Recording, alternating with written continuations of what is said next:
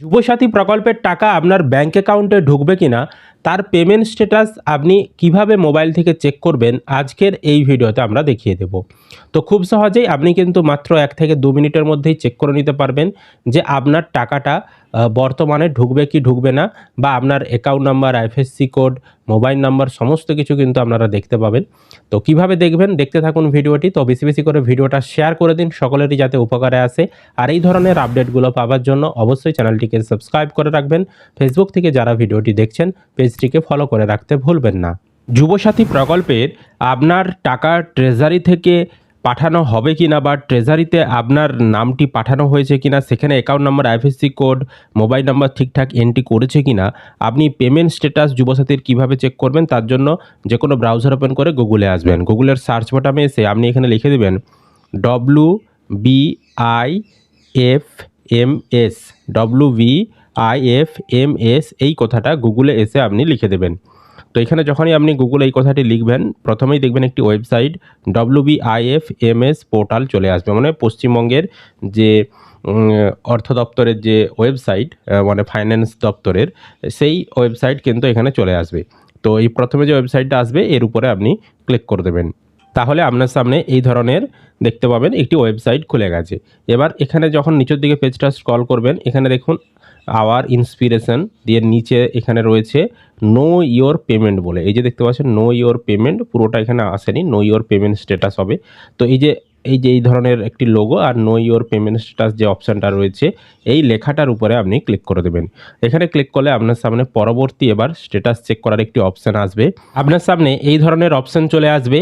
এবার এখানে দেখুন সার্চ উইথ দিয়ে এই জায়গাটায় ক্লিক করবেন, দিয়ে এখানে আপনি মোবাইল নাম্বার ওয়াইজ যে অপশানটা রয়েছে এটা আপনি সিলেক্ট করবেন। তারপর এখানে রেজিস্টার্ড মোবাইল নাম্বার, আপনি যে ফোন নাম্বারটি যুবসাথী প্রকল্পে ফর্মে দিয়েছিলেন বা অনলাইন আবেদন করার সময় দিয়েছিলেন সেই মোবাইল নাম্বারটা এখানে বসাবেন। তারপর জেনারেট ওটিপি অপশানে ক্লিক করবেন, তাহলে আপনি এখানে যে ফোন নাম্বারটি দেবেন তাতে ওটিপি পাঠানো হবে। সেই ওটিপিটি এবার আপনাকে এই ওটিপির ঘরে বসাতে হবে। আপনি যখনই ওটিপি বসিয়ে সাবমিট করবেন, নিচে যদি আপনার নামটা বা আপনার ব্যাংকের তথ্যগুলো যারা অনলাইনে আবেদন করেছিলেন বা ক্যাম্পে জমা দিয়েছিলেন যদি ট্রেজারির কাছে পাঠানো হয় তবেই কিন্তু আপনার এখানে তথ্যগুলো দেখাবে। আর বেশিরভাগ জনেরই এখন যখনই সাবমিট করবেন, বিশেষ করে যারা ক্যাম্পে ফর্ম জমা দিয়েছিল বা অনলাইনের ক্ষেত্রেও দেখাতে পারে, এখানে দেখবেন নো রেকর্ড ফাউন্ড বা নো ডাটা ফাউন্ড দেখিয়ে দেবে। তার মানে এই নয় যে আপনি টাকা পাবেন না, আপনার এখনও নামটা ট্রেজারির কাছে পাঠায়নি তাই আপনার তথ্যগুলো দেখাচ্ছে না। যেমন এখানে আমি যার সার্চ করেছি তার নামটা ট্রেজারির কাছে পাঠানো হয়েছে, অথচ ইনি কিন্তু এখনও টাকা পাননি। তো এনার নামটা ট্রেজারির কাছে পাঠানো হয়েছে তাই এনার তথ্যগুলো এখানে দেখাচ্ছে। কি দেখাচ্ছে না, এখানে তার ব্যাংকের অ্যাকাউন্ট নাম্বার দেখাচ্ছে, আইএফএসসি কোড দেখাচ্ছে, যে ফোন নাম্বারটা লিঙ্ক রয়েছে সেটা দেখাচ্ছে। তাহলে এখানে কিন্তু আমি দেখে নিতে পারবো আমার যে ব্যাংকের অ্যাকাউন্ট নাম্বারটা সঠিক রয়েছে কিনা, আইএফএসসি কোডটা সঠিক রয়েছে কিনা, ফোন নাম্বারটাও সঠিক রয়েছে কিনা, আমি কিন্তু এখানে চেক করে নিতে পারবো। এবার দেখুন ডান দিকে অ্যাকশন অপশন রয়েছে, এই অ্যাকশনে এই পেন অপশানটায় আপনি যখনই ক্লিক করবেন পরবর্তী এই ধরনের পেজ খুলে যাবে। এবার এখানে ইয়ারে আসবেন, ইয়ারে এসে 2026 যে অপশানটা রয়েছে 2026 অপশানটা আপনি সিলেক্ট করবেন। ইয়ারে এখানে 2026 অপশান সিলেক্ট করে নিয়েছি। তারপর মান্থে এসে এখানে আপনি এই যে মার্চ মাস রয়েছে মার্চ মাসটা সিলেক্ট করবেন। তারপর এখানে সার্চ অপশানে ক্লিক করে দেবেন। তো আপনি যখন এখানে সার্চ করবেন, যদি আপনার পেমেন্টটা পাঠানো হয়ে গিয়ে থাকে তাহলে কিন্তু এখানে পেমেন্টের তথ্য দেখিয়ে দেবে। যেহেতু আমি আগেই বললাম যে এনার ট্রেজারির কাছে নামটা পাঠানো হয়েছে, ওনার ব্যাংকের তথ্যগুলো পাঠানো হয়েছে, কিন্তু ট্রেজারি থেকে এখনও এনার কাছে টাকাটা পাঠায়নি। সেই কারণে দেখুন মার্চ মাস সিলেক্ট করার পরেও এখানে নো রেকর্ড ফাউন্ড দেখাচ্ছে।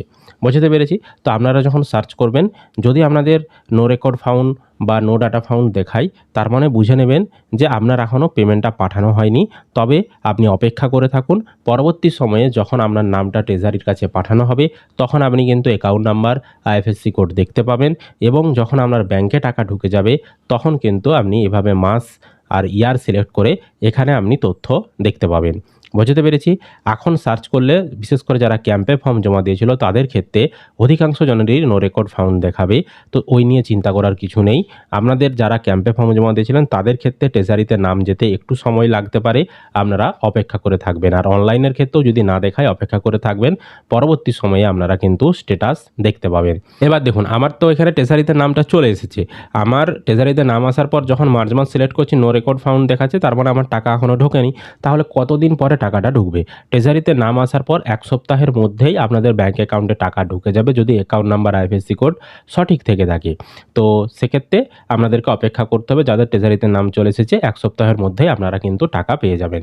আর যাদের কিন্তু অ্যাকাউন্ট নাম্বার আইএফএসসি কোড এগুলো ভুল দেখাচ্ছে তাদেরকে বলবো আপনারা অবশ্যই কিন্তু একবার ব্যাংকে বা আপনাদের যে বিডিও অফিস সেখানে কিন্তু একবার যোগাযোগ করবেন অরিজিনাল সমস্ত ডকুমেন্ট নিয়ে।